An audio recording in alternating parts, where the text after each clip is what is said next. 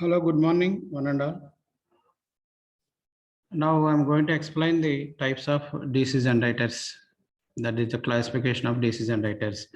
The DC generators are classified based on how their fields are excited.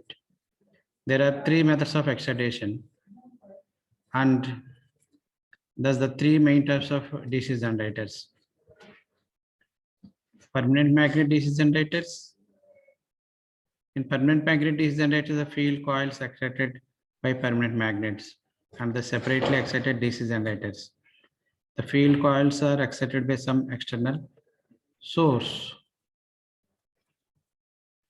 Now this is the permanent magnet DC generators. Here the magnets is provided by using the magnetic field is provided by using the permanent magnets.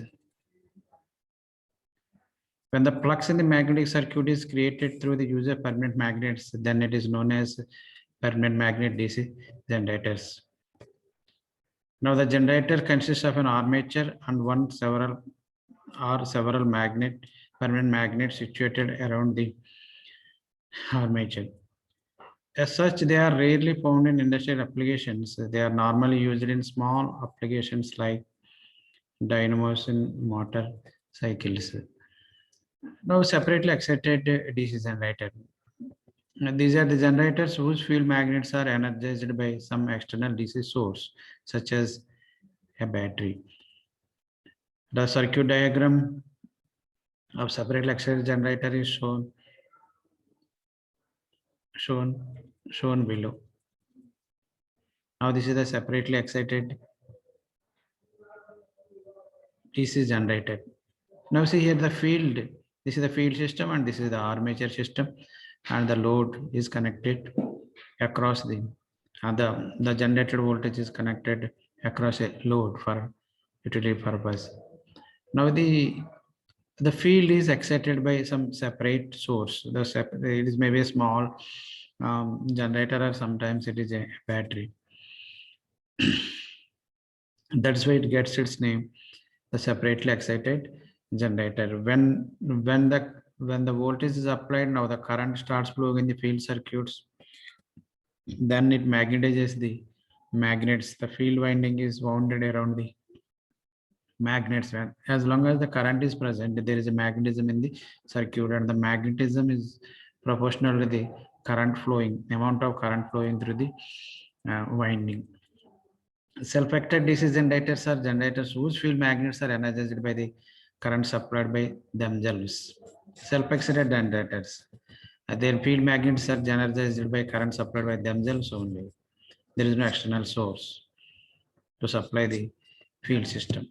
In this type of machines, field coils are internally connected with the armature. And due to residual magnetism, some flux is always present in the poles. Then the armature is rotated, some EMF is induced, and some induced current is produced. This small current flows through the field coil as well as the load, and thereby strengthening the pole flux. As the pole flux strengthened, it will produce more armature EMF, which causes further increase of current through the field winding. This increased field current further raises the flux as well as the EMF generated. And this cumulative phenomena continues until the excitation reaches the rated value. And this process is called building up of the voltage of a generator. According to the position of the field coils, self-excited generators may be classified into three different types, depending upon how the field coils are connected to the generators or the armature. Series wound generators are simply their series generators, shunt wound generators, and the third one is the compound generators. In series generators, the field windings are connected in series with the armature conductors. Now this is the circuit diagram of the series generator. You see, Here the field winding and the armature are connected in series. And the current flowing through the armature as well as the field winding is same. Since the field is connected in series to the armature, it is called series wound generator. Here, the same current flows through the series field winding as well as armature current, as well as the load current. The current flowing through the three circuits, so that is the armature circuit and the field circuit as well as load, is same. A series field winding carries full load current. It is designed with relatively few turns of thick wire. The electrical resistance of the series field winding is therefore very low, around 0.5 ohms only. Here RSC is equal to series winding resistance, ISC is equals to current flowing through the series field, RA is equals to armature resistance, and IA is equals to armature current, and IL is equals to load current, and V is equals to terminal voltage, and EZ is equals to generated EMF. Then the armature current, that is also equals to the series field current, is equals to the load current, since same current is flowing through the armature as well as in series winding and in load also. Then the voltage across the load is V is equals to generated voltage minus the drop across the series field and the armature resistance. Mean the series field drop and the armature field drop. You have to exclude from the generated EMF. Remaining voltage only will reach the load. The power generated is equals to the generated voltage across the armature into the armature current, and then the load voltage, the power delivered to the load is equals to V into I. Now this is about to the series generator.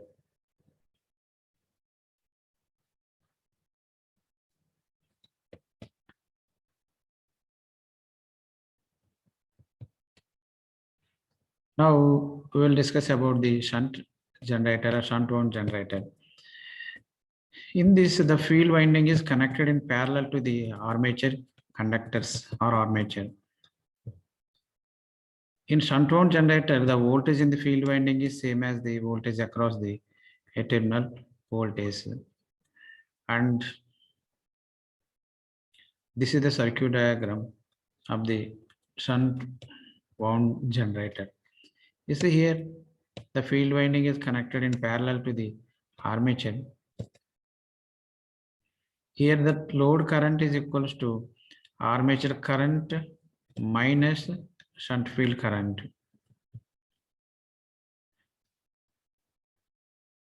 The remaining current will only flows through the load. In shunt wound generator, the voltage in the field winding is same as the voltage across the terminal voltage. Here, RSH is equal to shunt winding resistance, ISH is equals to current flowing through the field winding, and RA is equals to armature resistance, and IA is equals to armature current, IL is equals to load current, and V is equal to terminal voltage, and EZ is equals to generated EMF.